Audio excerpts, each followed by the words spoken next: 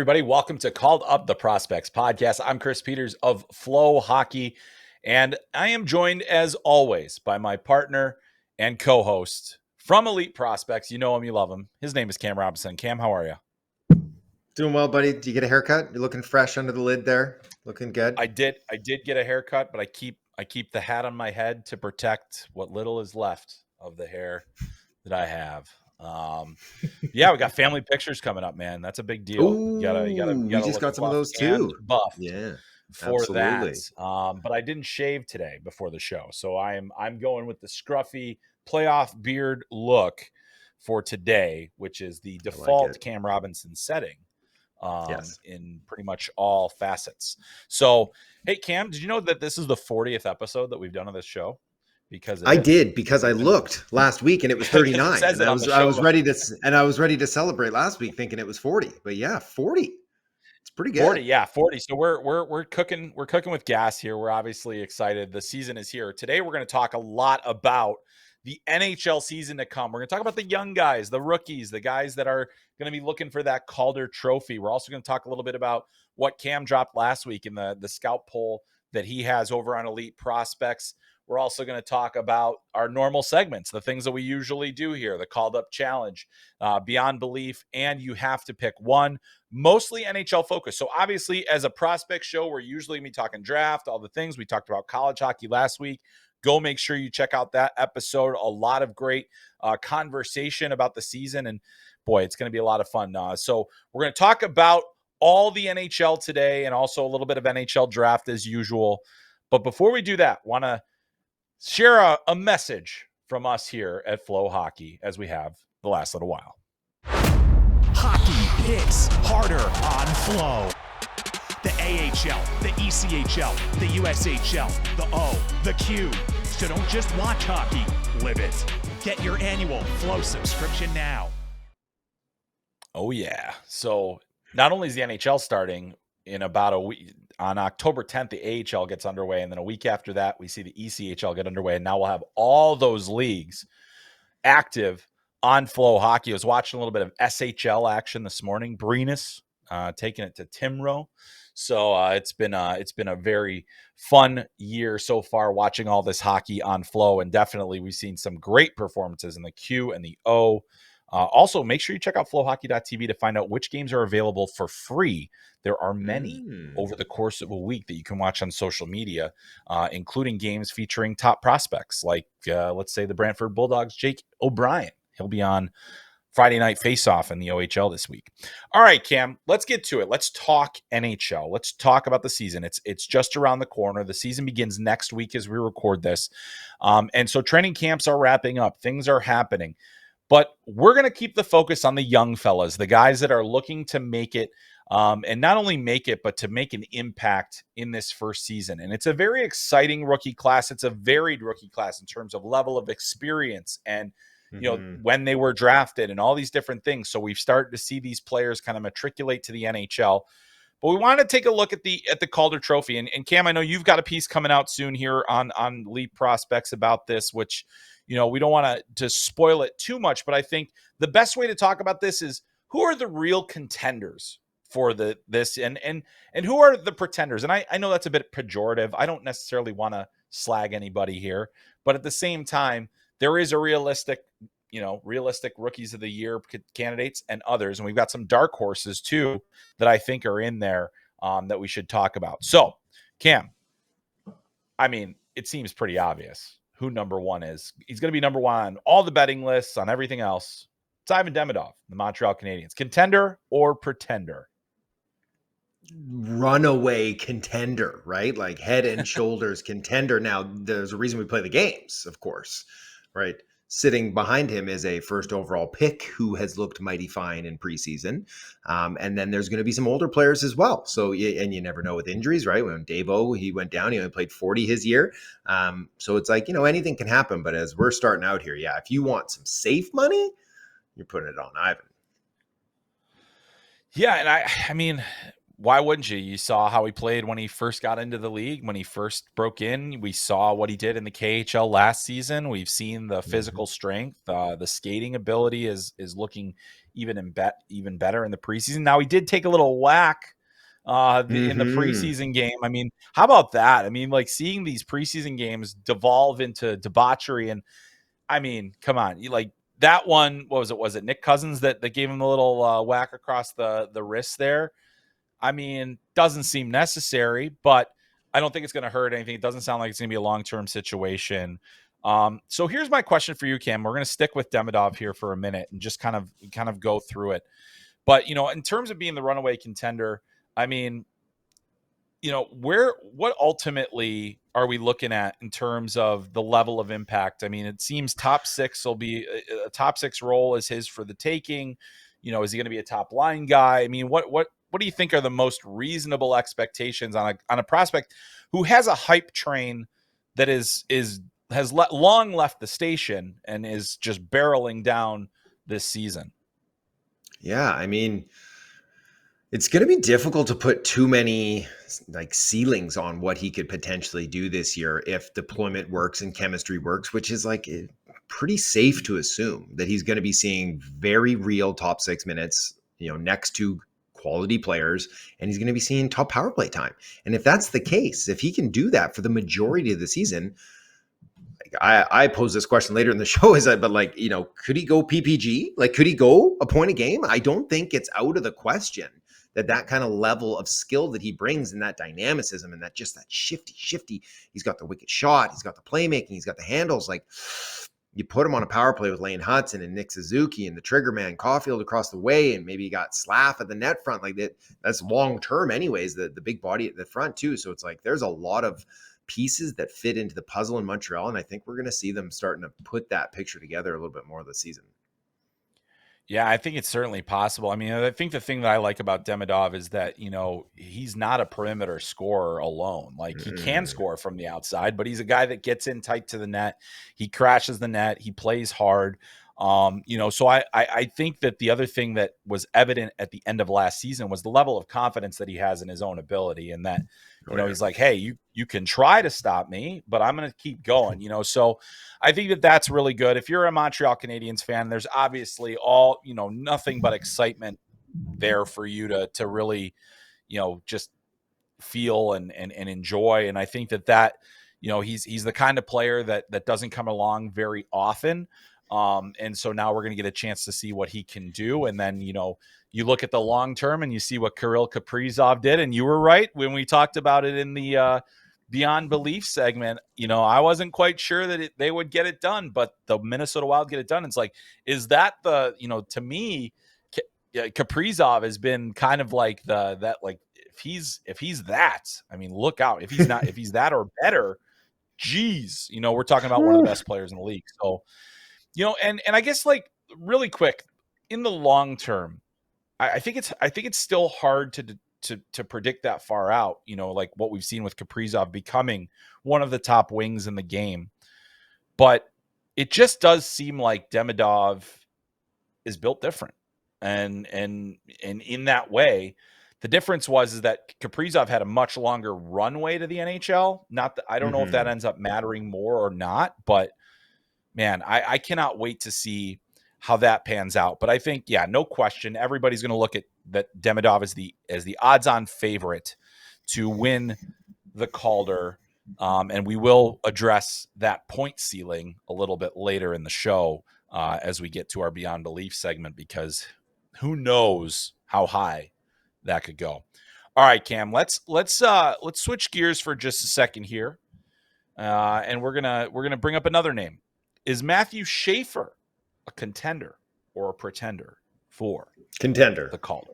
Absolutely contender for me. I think, he's very, very young, and there's gonna be up and downs in his season. We've talked about it a bunch, but we've already seen in a couple of preseason games, right? Like, he is making highlight reels on back checks because of his skating. There's been a couple of them now, and those big moments, and I think we're going to see a couple of big moments offensively. We're going to see that skating really shine. Maybe he'll go for a big end-to-end rush, even if it doesn't finish. Those are going to be hitting the highlight reels, and guess who's watching those, right? The media members. People are voting on these things. They're going to see those. They're not going to see every game he plays, but he's going to be in that mix. I think he's going to get a ton of minutes. All those things come together with a first overall name brand player. I think he's a very viable contender to take this down. Yeah, and that's an important point. I mean, this is voted on by the media, and yeah, he's got a name. He's got name recognition that, you know, maybe Jimmy Snuggerud, who we'll talk about in a little bit, doesn't have with the. Although he should. Give me Snuggy. Come on, it's good stuff. Snugs. But you got, but you got, you know, Schaefer is. I think he's also a player that a lot of people are rooting for. You know, like you know, we try in the media, we try to have these cold hard. No feelings about, you know, what happens, but we're also human. And so I think he's got that. And just, you know, it's always difficult to find accurate preseason stats, but according to the preseason stats so far, Schaefer's averaging 23 minutes a game and 3 appearances with the Islanders, 2 assists. He is a -4, which, you know, whatever. But, you know, eight shots on goal for him as well. So, you know, I think that the thing to me is it's going to come down to production. To win the Calder as a defenseman, you got to produce. Yeah. Obviously, we saw Lane Hudson have historic production last year, but you know, what is a realistic ceiling? What do we think Schaef's going to do this year point wise? And do we think that that's going to get there? Because that's where I have the hang up. I'm not going to say he's a pretender by any means, but I'm saying, how much is he going to produce on that Islanders roster? Yeah, and that's a very valid point. I think that he'll be propped up by those things I mentioned, the big moments, the highlights, the name brand. Yes. But if he puts up 30 points, which would still be a terrific season, but he has to go up against a guy like Demidov or, you know, a different forward who maybe goes off for 60, going to be very difficult to overcome that, right? So I do think that is going to be a limiting factor for him as well, because I don't see him going off and doing, you know, what Lane did last year or anything close to that. I don't see 50 being in his future this year. I don't think I see 40. I think it's doable for him to get into the 30s if he plays enough minutes and the Islanders can score enough goals that you know, in the 30s is doable. But is that going to knock off the throne there at the top? Probably not. Yeah, and I'm also wondering about, you know, total games played in the end of the season. Like how does he do? Obviously he's coming off of the injury. There's a whole thing, you know, will he slow down as the year progresses? You know, those kinds of things that we really can't know at this stage. But I mean, what we do know is that on ability, you know, skating is at NHL caliber by far already. It's going to be coming down to, can he make the reads and the decisions at the NHL level that keeps him in the lineup consistently? Does he, you know, put up those points? But I think that he's going to do really good things this year. And also age does become a factor for a lot of voters too. And when, you know, I think you look back at the year, I think it was Aaron Ekblad won the Rookie of the Year. If I don't think I was voting at that point, but that was the year, you know, I thought Johnny Gaudreau was the best rookie. However, Ekblad was doing things at 18 years old that others had not done. And so that was a big factor in his campaign to win it all. So it does play a role. But age will also be a factor in our next candidate. And it's in the opposite direction because he's 24 years old. And that is Alexander Nikishin of the Carolina Hurricanes. Now, I remember when he arrived last year, I said, this guy, we've been talking about him as the best defenseman, not currently in the NHL in terms of current ability. That's not to say that the upside is better than others and guys like that, but he was playing, you know, top pairing minutes in the KHL for you know, at least the last 3 years or 2 years. And now he's in the NHL again, 24 years old. What do we think for Nikishin? Contender or pretender? I mean, you have to think he's a contender. He's going to be stepping in as, you know, a seasoned pro who has faced high level competition for years. How many times did he win KHL Defenseman of the Year? Twice? At least, twice, yeah. I mean, right? He's. I'm looking at it right now because he's got KHL Defenseman of the Year. He won it last year. Then multiple times at least. 2 years before that, he had the most points of any defenseman in the KHL. I mean, like, this is a guy that in the KHL, playing the minutes that he did, you know, 46 points last season, which was down from his previous 2 seasons, 56 points the year before, 55 the year before. And again, he was doing that at 21, 22, 23, now 24. And he's a 6'4" behemoth too, on top of that. Like, this is he's a guy that's going to make a significant, I think, impact. The question will be, again, does it come down to the points? Does it come down and does he point up? I mean, on Carolina, he should, right? Like he's going to get some point points up a little bit. And I think he's getting top play PP? a lot of minutes. Yeah. Is he getting? Easily. You think he's top power play? You think he's getting top power play?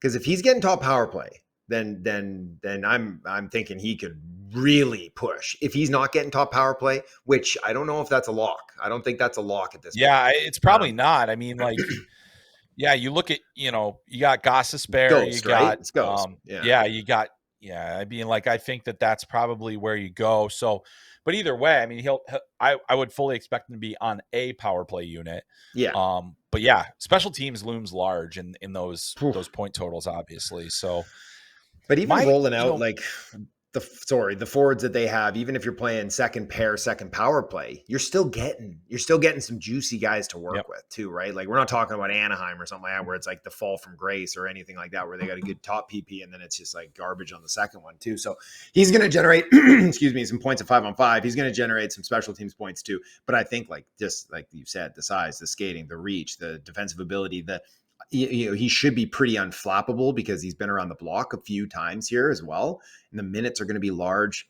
If we didn't have Demidov in this class, if we just erased him from this class, then I think it would be wide open for a defenseman to put up 36 points, but be a beast and take it down. But that Demidov factor really kind of knocks everybody else down unless they can really pop. Right. And, like, I think there is a case that Nikishin, of all these players, could end up being the most impactful rookie of them all, including Demidov, even if Demidov produces, because I think if Nikishin matriculates into a top, maybe he's not top pairing, but he's top 4, he's playing some good matchups, he's getting those power play opportunities, he's producing, I think he's going to play so many minutes that it's going to be hard to match his level of impact relative to anything else. And so, when you look at that blue line for Carolina, they, it's a good blue line. Obviously, Jacob Slavin, you've got, Gossesbear, you've got Keandre Miller added to the fold now. They've got good size, they've got good, mobility, they've got guys that can move pucks. But man, I just think he fits really well into that. And now, it's just a matter of opportunity, readiness, adjustment. Like, I think that we sometimes forget how difficult of a transition it can be for those players. Cause we do see guys like, Kaprizov come in when he came in and Demidov come in last year. And, we've seen, other players, but like a lot of those, there have been many Russians that at least had time to come to North America, get used to it, all that stuff. He's coming right in. And, I think having played at a high level at the KHL, I think the transition should be easier from the on-ice standpoint, but then there's always the other things like how is he comfortable? Does he like being there? Is the team set up good enough for him to support him? So, but again, and 24 years old, which I think that voters will absolutely dock him on because they have done it in the past, unless you're Artemi Panarin and you just have 80 points or whatever. So, yeah. All right, I'm going to come back to some of our other guys, but I want to go to the opposite end of the spectrum and throw a few dark horse candidates at you so that we're not just continually dishing on contenders. So I think one guy that's going to be talked about a lot, because of the role and the, where he landed is going to be Ike Howard, the Iceman, Edmonton. So traded from Tampa after not being able to come to an agreement with them, goes to Edmonton in the trade. We're talking Hobey Baker winner, World Junior Gold medalist, a guy that has produced quite a bit over the last couple of years in college. What do we think of Ike Howard's chances? Is he a contender or is he a pretender? Is there like a middle ground? Is there like a pretender? I don't know. You can't hype him up, but they kind of rhyme, right? It's kind of too close. Like a faux tender or something. Like he's just like faux tender maybe. How about in the hunt? He's in the hunt, and it purely depends on two things. Does he get to play with Draisaitl and McDavid at even strength, which he hasn't, I don't believe, too much in preseason here? Or do they split Davo and Draisaitl and he gets to play with one of them? If he can get either of those spots, I think obviously if it's the first one, if he's playing with Dry and McDavid, then he's set. The other way is still okay. And then is he getting power play time with them? Because, I'm looking up at what their lines were the other day there, and he was playing with Nuge and Tomasek on the second line. And then he was seeing second PP, and it's like, well, no, that's not going to get it done. Not in this class. I also think, and sorry, Oilers fans, but they were getting pretty excited about him and Savoy stepping in and being like, we got two like legit rookies that could really push for this. I'm not sure I see it. I think it's going to be a bit of a slow burn, and the depth down that lineup is definitely soft. And if they're not playing with the big dogs, then they're not going to eat. Right. Yeah. And I'm kind of with you too, is like, pump the brakes. As much as I like both of these players, they're kind of the same player. I mean, they're really similar. And how can you have both of them in the same lineup? I always kind of thought like, and maybe you can, especially when you have the big guys that can, as you say, feed them,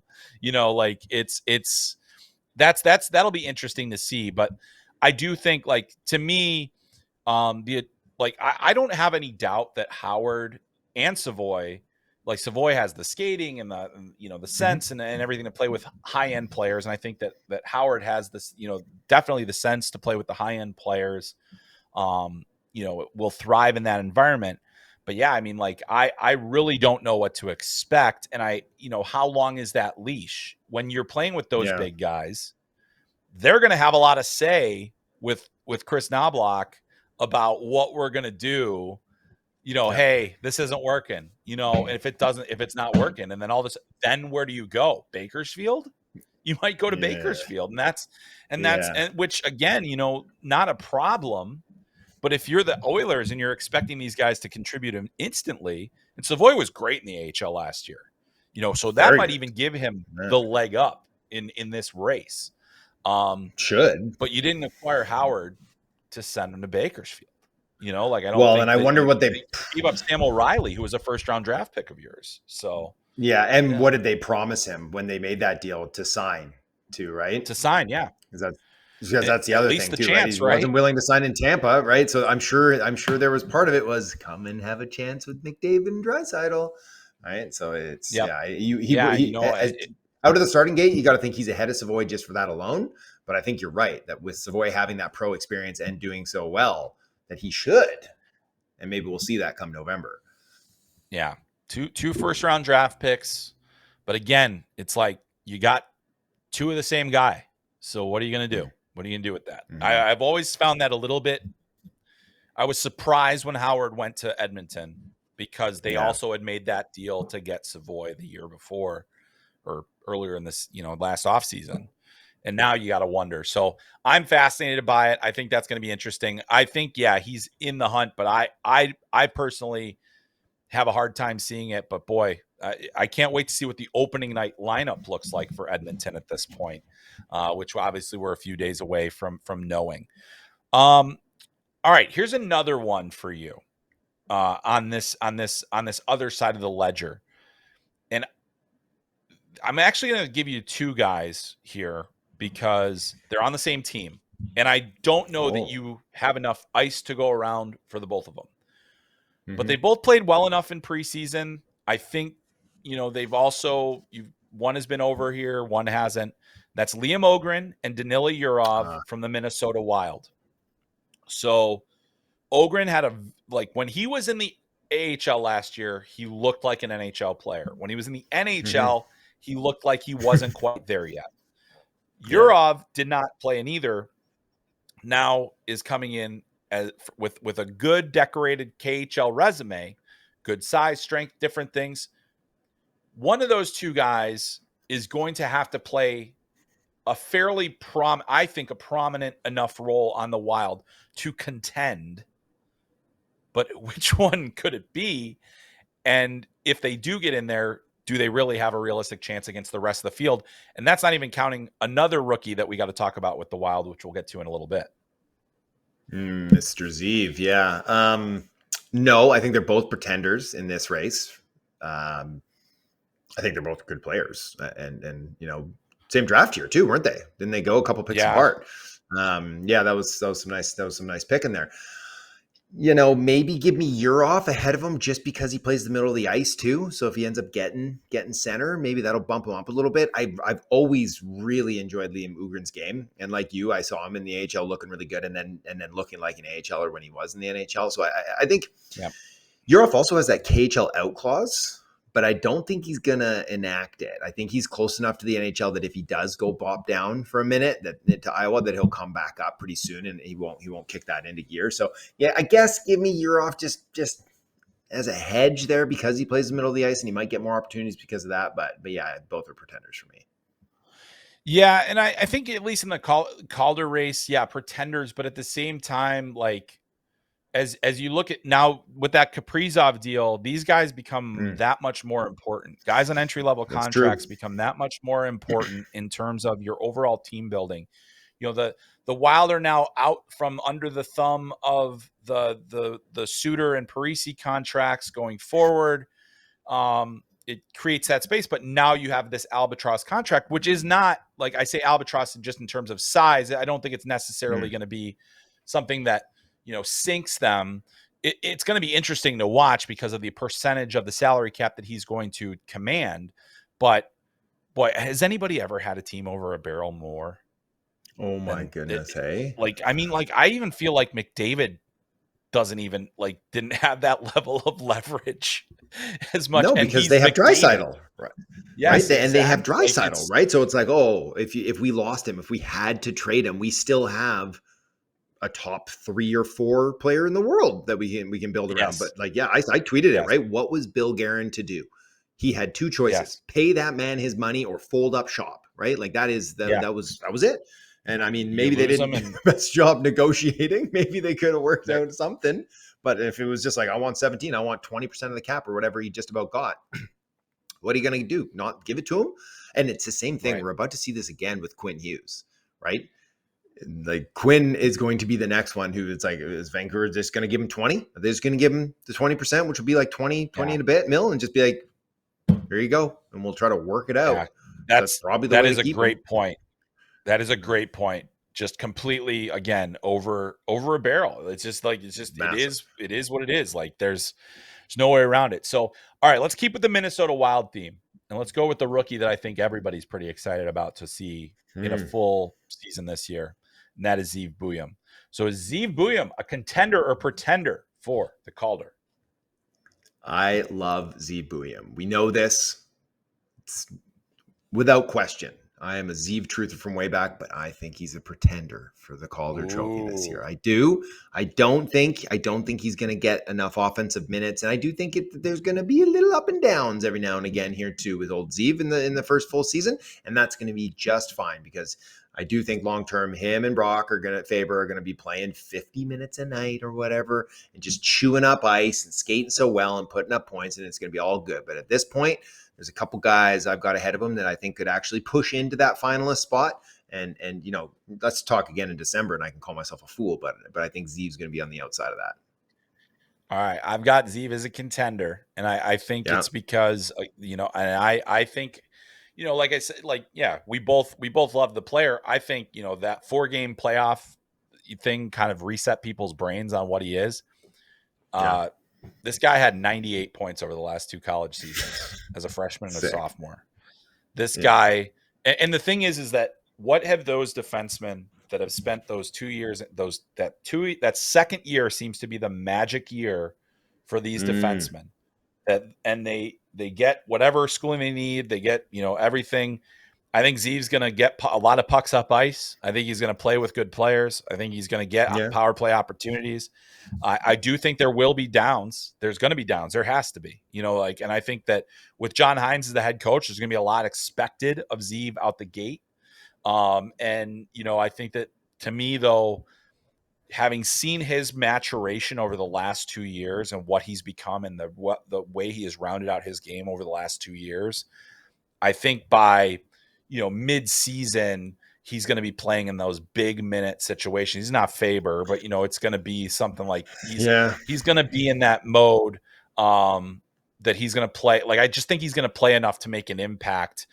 We did see him go to the World Championship last year. He did have 4 points in that tournament. You know, and obviously was a captain or was an alternate captain for the World Junior team, and just played such a phenomenal role for them. So I'm really excited about Zeve. I do think he's going to contend. I think that he's going to point up in the ways that maybe Schaefer won't. You know, like that's kind of what I think.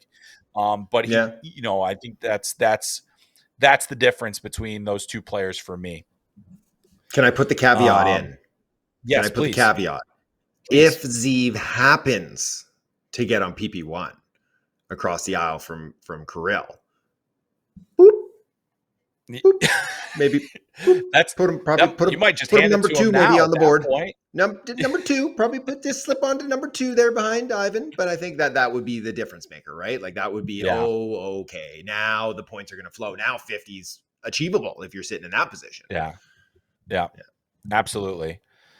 Yeah. Well, we're gonna stay in the state of Minnesota, but only because of the player's origin, not because of where he plays.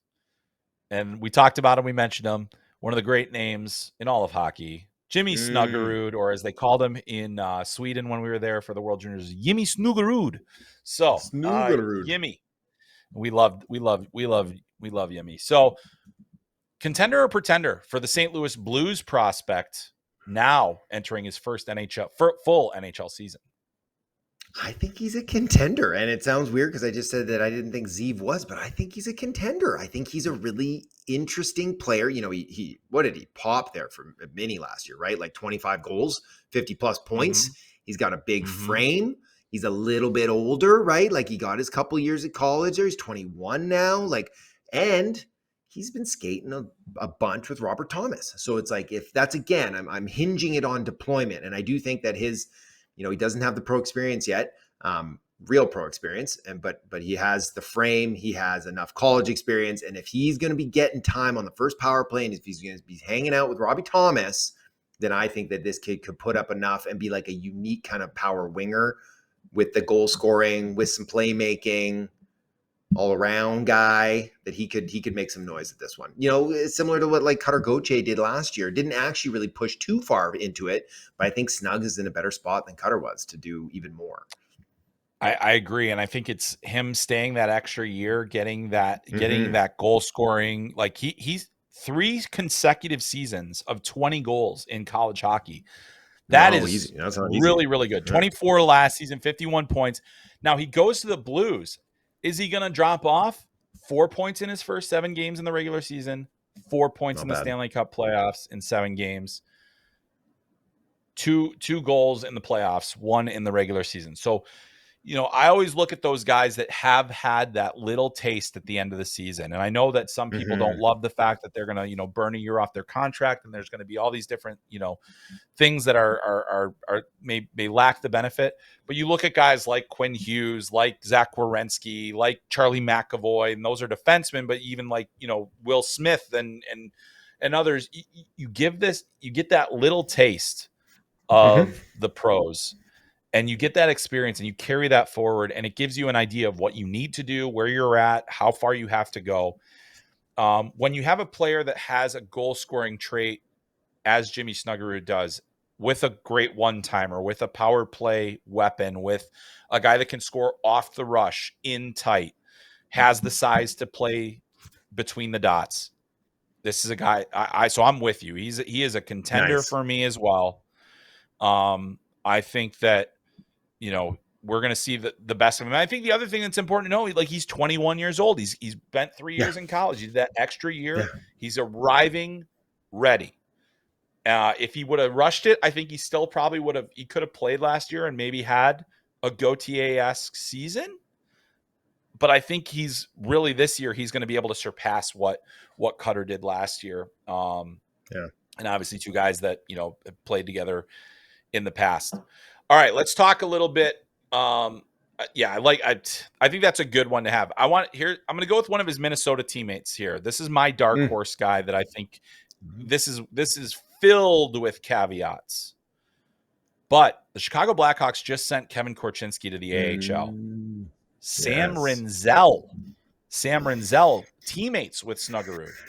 Now, he's going to have competition on his own team because Artem Levshinov is probably going to play too. But I think you're getting both of those guys. And the way that Sam Rinzel has been used is PP1.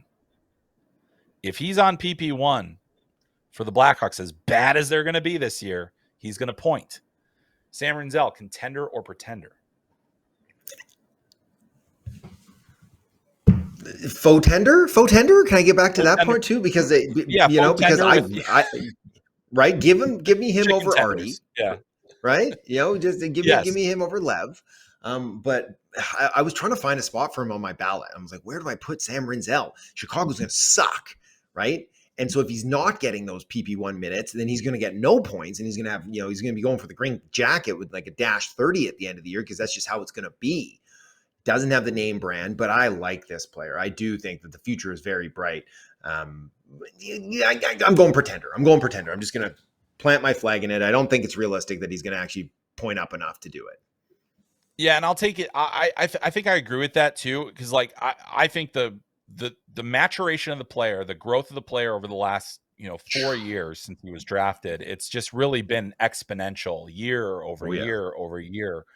And that was what the Blackhawks planned on. And it was I remember a lot of criticism about that pick, because there were a lot of people that weren't sure, how Rinzel from just there were questions about, just the toughness and the decision making, and is he more than just a good skater? And I think, as he's shown over the last 3 years, he is much more than just a good skater. He is a guy that has a lot of potential yet. If he does end up in that lofty position, I think it's going to be good. But I think the Blackhawks are going to be so bad that people just aren't going to want to give anybody an award on that team, even though they did do that for Connor Bedard a couple of years ago. But that was Connor Bedard, different story. Different story there. All right, let's bring it back with another one of the real young fellas. The first years, a guy who is going to get his first taste of the NHL, we assume, and that is Michael Misa of the San Jose Sharks. Does Mise have the juice to contend for the Calder this season? He's got the juice. I do think he's got it, but I don't think he will bring it enough to actually legitimately contend. With the caveat again that it's like, if all of a sudden he was skating with Mac and Smith or something crazy like that, right? Like, just go kid line on it and everything goes banana pancakes. But otherwise, he's seeing probably third line minutes, second power play minutes. He's going to get his feet wet in the league. It's going to probably be a slow start with some real pops, right? We're going to see him do some crazy stuff because he's got crazy skill, but then he'll go dark for stretches too and make some mistakes. And so, yeah, I'll say he doesn't have a legit shot, but could he end up 5th on this ballot at the end of the year? Could he end up top 5? Yeah. I think he could. I think he could have that type of season where he could end up top 5. I think Smith was 5th last year, maybe. So yeah, I think he could do something like that, but I don't think he's going to be a viable threat for that top 3.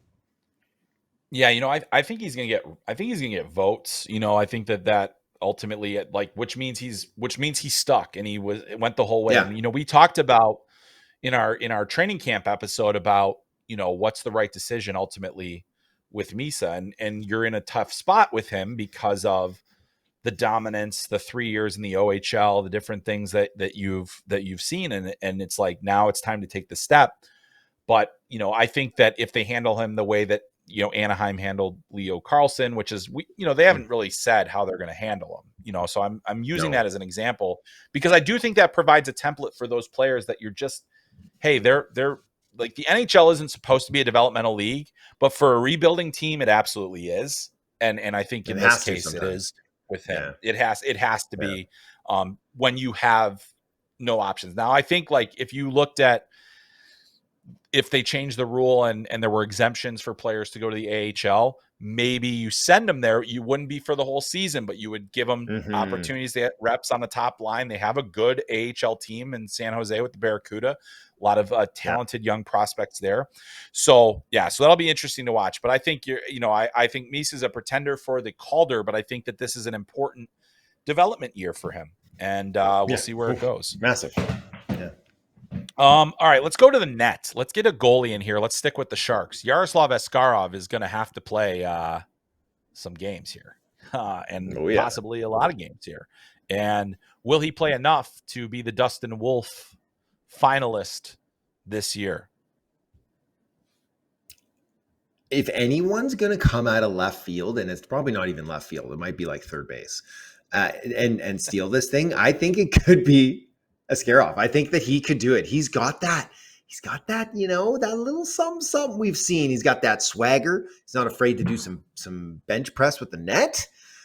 He put up, a 925 last year in the AHL. He's not so great when he was up in the NHL, but he has loads of pro experience. He's not a young guy. He's used to North America now. He's going to be on this team full of young, kind of exciting guys. The numbers aren't going to be jacked. We know that, right? But I think could he go out and put out a 912 or something like that, 913, slightly above league average as a young, exciting goalie, making some highlight reel saves, doing some scorpions or whatever. Yeah, I think he could do it. I think he could flash enough to come out of left field a little bit and really push up into that top three. Everybody loves a good goalie story, right? When a guy goes on a run, everybody loves that.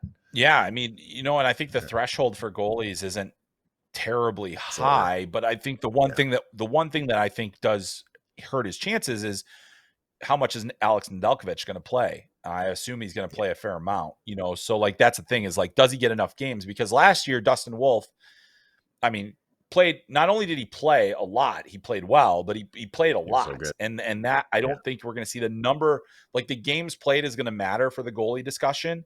And I'm not sure that we'll see Askey get there. But it's possible. The thing is if he's playing hot, they're going to keep going back to him. They're going to keep allowing him to build that confidence. And so it's certainly within the realm of possibility. I just think with the other players that we have in this mix, and you think about guys like Snuggerud that you're maybe nobody's really talking about as a top rookie, those are going to be the guys that are tougher for Askarov to beat. So we'll see what happens there. I'm looking forward to seeing him in the mix. So I got another one out of left field that you brought up that I'm glad you brought up because I think that there's a reason to do it. And that is Ville Koivunen of the Pittsburgh Penguins, formerly a draft pick of the Carolina Hurricanes. He was a top rookie in the AHL last season. He was one of the top scorers among the rookies. Justin Ritskovian ended up being the rookie of the year. However, Koivunen was in the mix in his first season in North America. A lot of promising things we've seen from Ville. Contender or pretender for Calder, though? Dude, I think he another one like you said, out of left field. With Askarov, it's he's either going to end up top 3 or out of the top 10, maybe, probably, right? He's probably, there's no middle ground. I could see something similar with Koivunen, right? Either he's this perfect hybrid of all the guys who've ever worked with Sid, right? That style of player. He has a bit of everything mixed into his game. And then we talk about the production, right? Like you mentioned, he was almost a point a game in the AHL last year. He was almost a point a game with Pittsburgh when he came up and played the handful of games he did. He was a point a game in the Liga the year before that.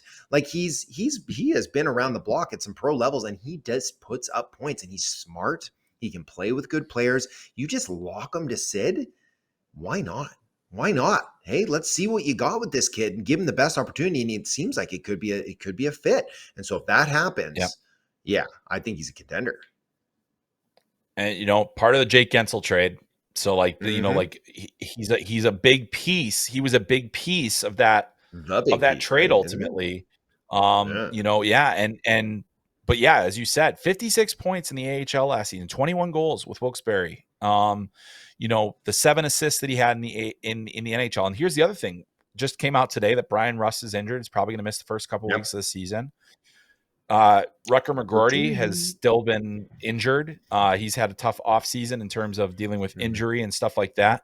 Opportunity knocks, and Koivunen plays a style of game that is going to keep him in the lineup. And I think knowing the way that Dan Hughes likes to coach and the kinds of players that he likes, I think he's going to endear himself to that staff very quickly. It was one of those out of left field ones, but I was glad to see, I may not have, as much as I know about, Ville Koivunen, I may not have put him on the list. I was glad that you did, because it gave us a chance to talk about him, because that is, if you are a Penguins fan, these are the guys that are going to have to do something for you here in the next couple of years. It's Koivunen, it's Pickering, it's McGroarty, it's Kindle and everybody that they just picked, Zonin. They're going to be a little bit further away. But Koivunen is a guy that has done it in the last couple of years. I don't like he was such a like classic Carolina Hurricanes pick too. And then now the Penguins get to reap those benefits, and the Hurricanes had Jake Gensel for a cup of coffee. So, like that's where you hope that these guys make that, that painful trade of Gensel worth it. So I think Koivu, that was a really good pull. All right, I got one more for you. Let's close up. I got something real quick too, though. It does sound like Ben Kindle is doing nothing but show out at Penn's camp right now, and like a lot of people think he's going to see 9. And that we've talked about Coots and like can he stay? Can he go? Like these type of guys, but like Kindle, that's a surprise to me because he's so slight. He's not a speedster, but like he's a hell of a player. Put up 99 points last year in the dub. Like he's a good player, but I do think inevitably he'll end up going back. He should go back anyways if he should go wise about the development. But like that's good news for Pens fans too, right? Because that looked like a bit of a reach, but they like the player and he's showing out. Yeah, and if you give a guy an opportunity and he makes you feel right, then that's a great place to be. All right, I got one. We're gonna go one more here. One more on this one, and last for contender or pretender. How about Ryan Leonard? We've talked about him before on this pod. Ryan Leonard, legitimate contender, or is he a pretender for Calder this year? I think he could be. I think he could be a contender. I think, he plays second line minutes, sees some power play time, uses the body, and then endears himself and maybe moves up the lineup and gets some look, maybe on the top line or the top power play a little bit. It's possible. I don't think it's going to be likely, but another one who's a little bit older, has, played the college hockey, seen a little bit of pro now. He's going to come in there as a sturdier guy with the offensive skill, and he's got swagger. So I think it's doable. Just don't think it's likely. Yeah, I in a similar vein to Snuggerud, I think, it's you give him the chance and he's going to do it. You give him a chance and give him the minutes, and it might be a slow start, but that's another guy. Like, look, it was a slow start for Will Smith last year. I mean, like the first 3 weeks of the season, I was like, oh no, they made a mistake they signed him too early. What happened? But he grew and grew and grew as the season went on. Now it'll be interesting to see kind of what the Capitals look like in general this year. But I think, you look at what he's done, 49 points in college last season, a 2-time 30-goal scorer in college in his only 2 years there, 61 goals over those games. Did have 1 goal in 9 games and 1 assist in 8 playoff games with the Capitals. So, but I have a feeling that his offseason was well handled. So I got a lot of time for him. So give me a little bit of Ryan Leonard. And so we've got, Demidov, Schaefer, I think Nikishin, Snuggerud, we talked about, Zeve, Leonard. There's a lot of guys that are going to really, there's a lot of guys. And we didn't even mention all of them. Like what happens if Savoy makes the Oilers? What happens if there's certain guys that find a way that we're not even talking about right now? Justin Hertzkovian with the Dallas Stars. What if he finds a role there? Like as the AHL Rookie of the Year, as an undrafted free agent. So a lot of different players that can get into the mix here, and I'm excited to see what happens. So that's in the immediate future.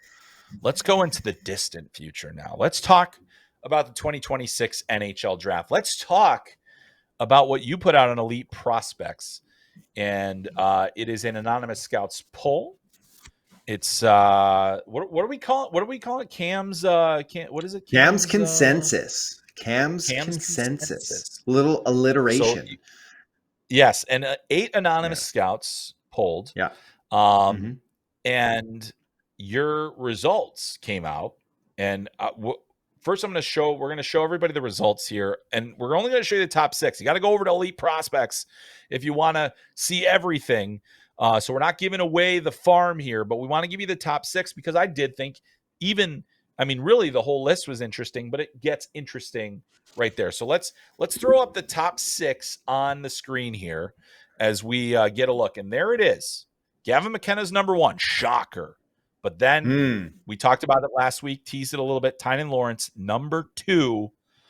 And then you get Keaton Verhoff, Ryan Lynn, Ethan Belchetz, and Mathis Preston at 6. That was another one that raised an eyebrow, if you will, especially, knowing that Rubric has been high on a lot of other lists. But there we go. So let's talk about it. First of all, a little bit, obviously we don't want to, reveal too much, but a little bit on the methodology and a little bit of what you learned in the process before we get into the actual ranking here. Yeah. So I think I mentioned this last time is, I've had this kind of plan for a little while since Bob announced that he was retiring, and it was super naive of me to think that TSN was just going to walk away from that and not have generate those clicks. So good for them for snapping you up and continuing to do it. But I was already down the path before it was even announced. I had guys on board. I had a couple lists submitted. I was like, well, I'm leaning in. I'm gonna double down and do it as well. So it's interesting. A lot of contacts out there. Some guys feel really comfortable, just automatic yes, happy to share. Some guys are kind of a little more like, I'll give you commentary, but I'm not going to give our list. And that's fair. And so we ended up with 8. Got the list, got, a bunch of blurbs from the guys to justify some of their positions because, like you said, like Tynan Lawrence at number 2. Bit of a surprise. I mean, Keaton Verhoff has been getting love. Even some people saying like, could he contend McKenna? And there's one guy in there who just like said, as Verhoff landed 3 on this list, I think you guys in the media might have pumped that a little too soon, a little too hard. Good player, but not in the same stratosphere. Ryan Lynn was 2 voting points away from jumping into 3rd as well. And so how this broke down was every guy gave me at least top 15. Some gave up to 20, but so I only rated the top 15. And so number 1 got 15 points, number 2 got 14 points, and so on and so forth. And so Lynn was just behind Verhoff even to snake that number 3 spot, which I thought was interesting.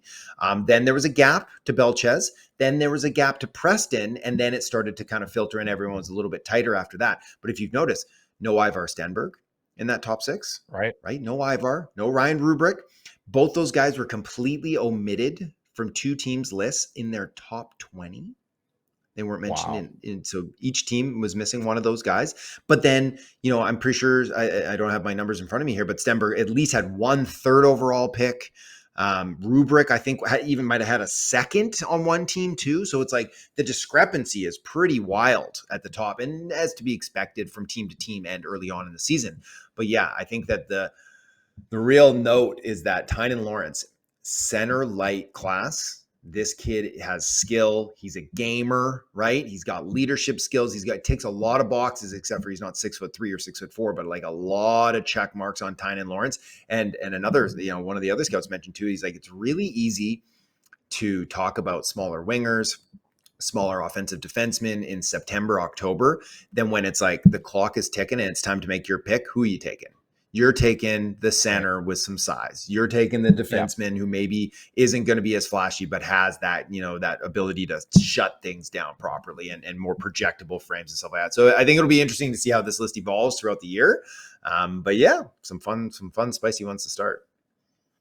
Yeah, and again, I think center scarcity is going to be a big theme of that top 10. And that does put the premium on a Tynan Lawrence. Now, Lawrence still has not played. He's missed the Fall Classic, missed another week. We'll see when he gets back. It's hopefully getting closer on a lower body injury so hopefully he's back soon. Hopefully it didn't knock him too far off a course there. But that's going to be a guy that I think everybody's going to be looking really closely at.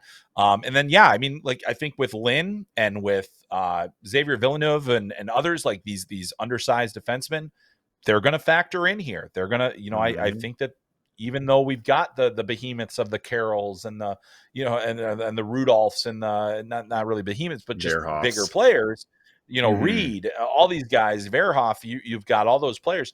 So yeah, it's going to be really fascinating to see how it all breaks down, but great to see a unique look at that. Now, I was hoping, Cam, that I would be able to redeem myself in the called up challenge this week, but we're running shorter on time. The comments, I saw them, everybody. I saw the comments, and I agree with you. I was embarrassed by my performance last week. Oh, there was one on Spotify that said maybe Chris should just name guys from a draft class just to see if he gets any of them right. Just any guy from this year. And honestly, last week I apparently the COVID draft destroyed my brain. I got some texts about it too. I got some texts. Yeah, Some it NHL was people were sad. blasting It you was, too, Peters. Yeah. yeah, it was sad. It was the saddest thing I've ever done. And I was hoping to redeem myself this week. However, we need to move on.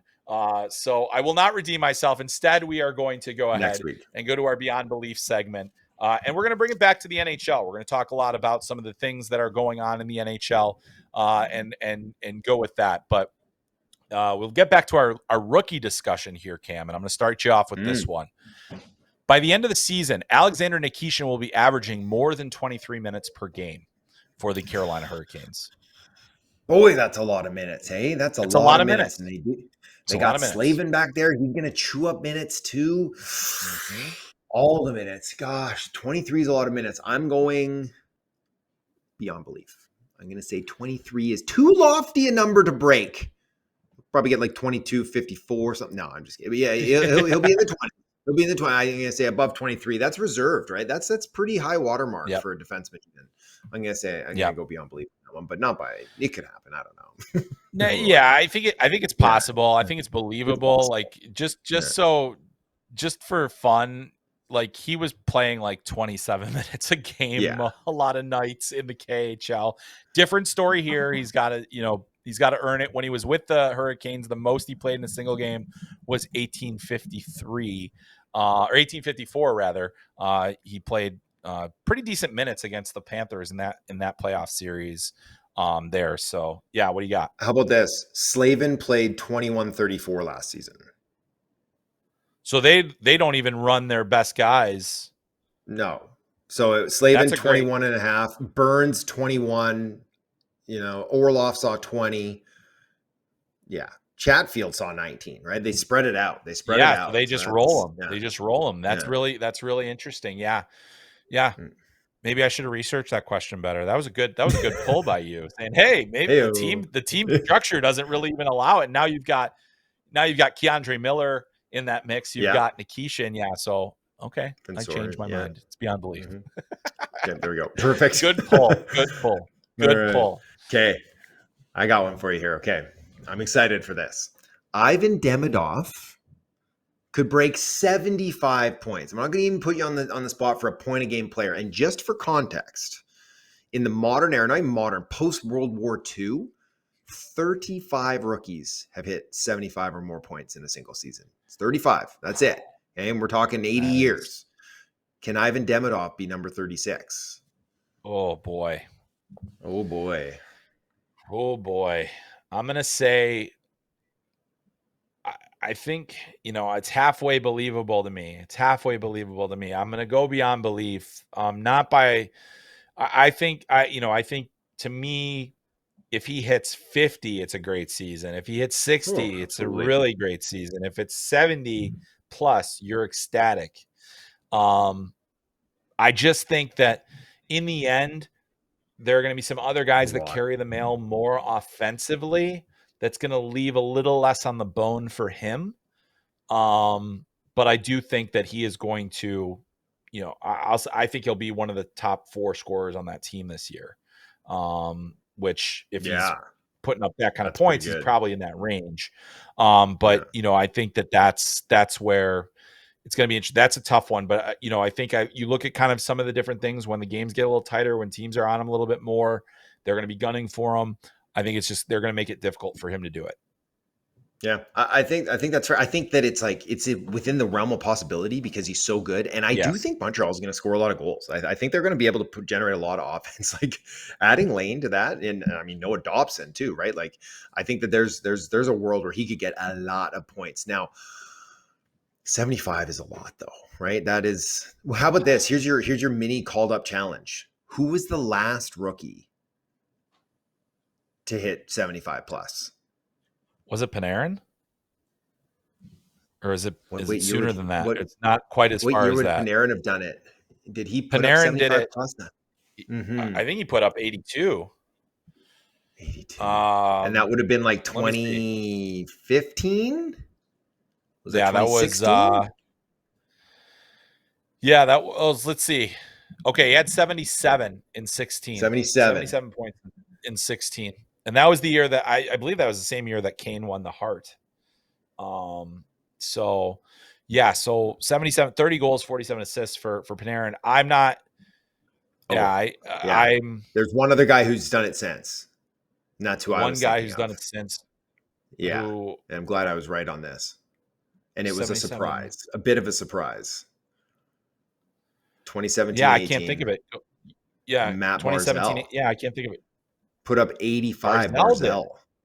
Put up Barzal had 85 points as a rookie.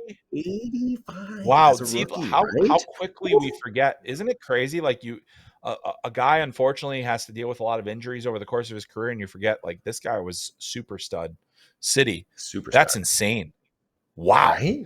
He almost had as much as Panarin had that year. He had more points than Panarin did with the Blue Jackets that year. That same year, 18. That's crazy. Sheesh. Right? Wow. So that's a good could pull. That's a Demidov good do it? stat. I think he could do it. I think Demi could do it. It's possible. Yeah, I mean, like, get him with the right people, right? Who's he gonna like? Is he gonna be with Suzuki? Like, that's the thing, right? If he gets Suzuki, I don't know. I'm not sure actually even who he's been skating with at camp. I haven't been following that closely. Let's see. They got Caulfield, Suzuki, Slavkovsky. He's been playing with Doc and Line apparently. Yeah. So I mean, like PP1, getting PP1. Yeah. PP1 helps. PP1 helps. Yeah. Everybody loves PP1. PP. So, yeah. So anyway, all right. Now it's my turn. We're gonna keep it with the Habs. Yeah. All right. So we've seen a lot of defensemen have been making bank on their next contract out of their ELCs. Saw Luke Hughes, saw Jackson Lacombe. We're going to mention them again in a little bit. Yeah. Here's my beyond belief for you. With that in mind, Lane Hudson, last year's Calder Trophy winner, will get a $10 million AAV on his next contract. $10 million AAV. Why not? I mean, Luke just got 9 sheets. He's better than Luke Hughes. He's better. He's accomplished more. He is not as big. That is what he doesn't have on Luke Hughes. I think, and word around the campfire for a little while is that they were looking for double digit. They were thinking we could be 10, and then everybody was waiting for Luke to sign to see how much. And if he signed for 8-1, maybe be like, all right, Lane's probably coming in at 9. But he's came at 9. Lacombe getting 9 sheets too. Totally different player, excellent player. But it's like, this guy just put up 66 last year as a rook. He's going to have a big role on that team, a Canadian team, a foundational player. I'm saying very believable. That's in the 10s. I think very believable. Yeah, these contracts have not helped Montreal's chances. They have not helped them at all in terms of getting anything team friendly. And the thing is that a lot's riding on this year, let's see what happens. I don't think Lane is a flash in the pan by any means. I think he's going to be a really spectacular player.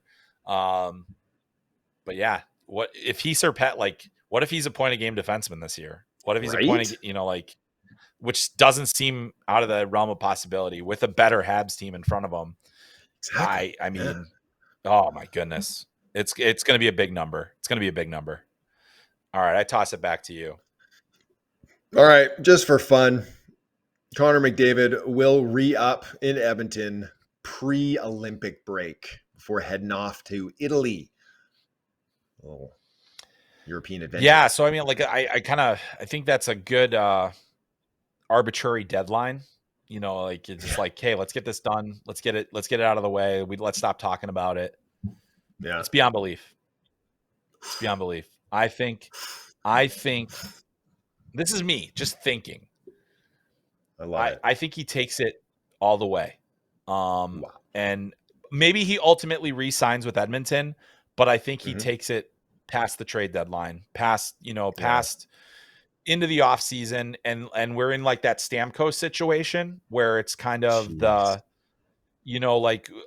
to me, and I think that for Connor, for the good of the sport, and I hate to say this to Edmonton fans, I'm not trying to take him away from you, but I think this is a pretty critical juncture for the NHL as as team valuations go to $2.1 billion, and you've got the best player taking a team friendly deal when you've got another Mhm. guy making 20% of the cap.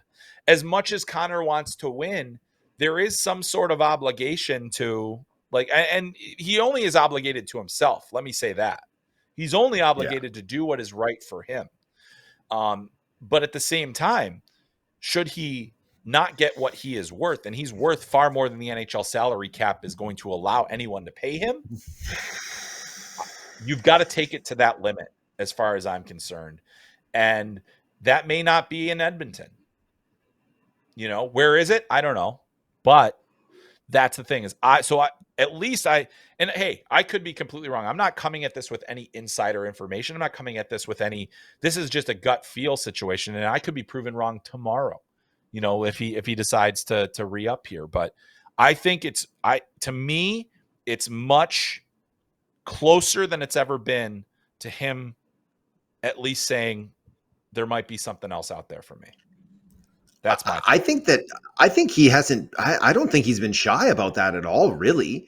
I think that what he has said and the way he's acted is that he's like, I want to win. So I will play where that is the best opportunity to be. And so, it's hard to look at Edmonton this year and be like, this isn't their last best kick at the can to do it. And, running it back for 3 straight finals is no easy feat. That's a lot of playoff hockey. It's a lot of hockey in general, especially on your big dogs who you're rolling out so much. And he's one of them you're right. I think that, gosh, it would be so good for us. The speculation, the drama just around it as the playoffs are kicking in. And is this his last run? Do they have to win it to keep him? All those storylines would just be fantastic for the game. And then we could get the decision a la LeBron James back in the day, right? We have him sit down in front of ESPN and say, I'm taking my talents too, right? And he goes on the Edmonton jersey again. Taking my talents to the West Edmonton Mall. Yeah. I know. I like it. Yeah, and the other thing that I'll say too is we've heard his interviews, like his interview on 32 Thoughts, and I was like, I felt like a lot of people were taking a lot of the wrong messages from it. Like, it's just like, no, let's just take him at his word. I think he's not made a decision. And then they asked him, what does Edmonton need to show you? Nothing. This is completely on me at this point. They've had a team that was good enough to win. Maybe they need to show him is like, hey, we actually have a real goaltender. We have, and not Skinner, but he didn't get the job done. Skinner though. Now he's skinny. Yeah, he's skinny. Skinny or skinny. Right now, skinny right now he's gonna be ripping. Yeah. But I mean, it's going to be a lot of pins and needles, I think, for Oilers fans. They've been through this before. They've been through it before too many times, probably. But now it's time for a new generation to clench those butt cheeks. So enjoy. All right, that's going to do it for Beyond Belief. Let's wrap this thing up and let's talk about our $9 million a year defensemen. If you had to choose between the two of them right now, would you rather have Jackson Lacombe of the Anaheim Ducks or Luke Hughes of the New Jersey Devils? Which of those two guys is your guy? Jackson Lacombe. Jackson Lacombe is tremendous. He is an excellent player. And I'm talking a player, not just excellent at jacking up points. He is so good. I really do. And I think that there was a lot of sticker shock. Even myself, when I saw, I was like, $9 million. But he is so good. And I guess it's just $9 million was reserved for like the very best before, but 9's the new 6, right? It's or 6-7 or whatever. Don't do it. But no, Don't do it. Yeah. Sorry. I got to appeal to the youth. But he's good. I like him. I think he's a better player. I know he's older, but I'm a big Jackson Lacombe fan. Give me him, especially those equal deals, 1 year difference on the two, but on length. But give me Lacombe. Give me Lacombe. How about you? All right. You can take Lacombe. I'm going to take Luke Hughes. I think, Hughes to me is one of the better skating defensemen in the NHL. I think he's at that, we're going to see, it's going to be fun to see Schaefer and him go head to head. Maybe they can race in the fastest skater competition or something else. But, in terms of points last year, they were pretty much even, Hughes and Lacombe. 43 for Lacombe, 44 for Hughes. I think that Luke is a 60 to 70 point defenseman still. I think that that's in him. I think that his, and what happens when Quinn joins him in New Jersey? I'm just kidding. I'm sorry, Vancouver fans. I didn't mean to do that. I had to do that. I had to do it. I just decided I was going to do it. But anyway. But I just think that Luke has only scratched the surface. He's always been kind of viewed in a bit of a different way. He's not Quinn, he's not Jack, he's Luke, and he's a star player. I do think that the future is very bright for him. Lacombe, as you said, like there are so many things to like about his game. He might have some of the best stretch passes in the NHL. Like he just breaks guys loose all the time. He is always and Lacombe is actually a guy too, like went to the Shattuck route, didn't go to junior, went straight into college, and like he's always been thrown things like it seems like it should be too much too soon, and he just absorbs it. Like he's got a tremendous developmental arc as a player. So I think they're both great. I'm going to pick Hughes just because I think that the offensive upside is a bit higher, even though we saw Lacombe point up last year. So give me Hughes, but yeah, I mean, like, look at these two guys now, $9 million. Now Lane is probably like, you know what? He's probably thinking, he's like, well, those guys had 40 points, 44 points, and I had 60 some points. Yeah. That's gotta be, is it 12? Should we say 12? Sounds good. Yeah. So like, hey guys, maybe. So those Lane Hudson negotiations are going to be wild. So let's enjoy that. Cam, tell us what's coming up on Elite Prospects, my friend. Calder Power Rankings are coming out, which was perfect for this podcast. I submitted my list. I've got a group of, I think, 8 people there at EP. They're all giving me their list. We're waiting them out, and I'm going to write the article here tomorrow. We'll drop that next week. Get a little preseason Calder talk going in the mix. Got that trip to Sweden coming up. We got lots of stuff. Back to scouting real games. Actual in-season 2026 draft eligible games. Like I actually hunkered down a little bit this week and just started watching. Now I've been writing a lot. I was like, I just want to watch some of these guys and get a new baseline. So yeah, that's really exciting. And then obviously the content will keep flowing. Yeah, well, that's great. Looking forward to all of that. Obviously, at FloHockey, we're talking a lot about the different things we got going. I got a new piece out about the 25 players that are going to define the college hockey season. Bet you guys can't guess who number 1 is this year, but it's not a top 25. It's more the guys that I think either will or are going either have impacted or will impact the season, because obviously this is the most anticipated year in the history of college hockey. Tons of OHL, QMJHL content as well. A lot of NHL draft stuff coming out. I'll be going to the top prospects game in Sherbrooke for the QMJHL here in a little bit. Got a lot of other things coming up. We're going to have so much coverage for you, but get that annual subscription. I mean, Flo, hockey hits hard around Flo, bro. You heard the ad. Like, get it going, because we've got the AHL starting next week. We've got the ECHL coming up. You can watch players, almost an entire prospect system, when you also throw in the USHL, the OHL, the QMJHL, and those 2 leagues. So get that annual subscription now. You will not regret it. But that is where we end today's show. Cam, it was a fun one. The Calder chat was really fun. We went long on it, but it was fun. I mean, like, there was a lot to talk about. It's going to be a really fun rookie class. This season's going to be really fun. I mean, buddy, we're just getting warmed up right here. This is warmed up. I mean, it's funny how, like, the season starts and you got the junior game. It's just like a rolling 2-month kind of extravaganza of getting into the season. But here we are. So that's going to do it for this week's episode. My thanks to Amanda for producing today's show. My thanks to Cam Robinson, as you see right there on your screen, for his expertise. And yeah, I'm Chris Peters. And for my friend Cam Robinson, that's going to do it. That's it. Called Up, the Prospects Podcast. We will see you next week. What a close from me there, Cam. Wow. Clutch. All right, everybody. Have a great week.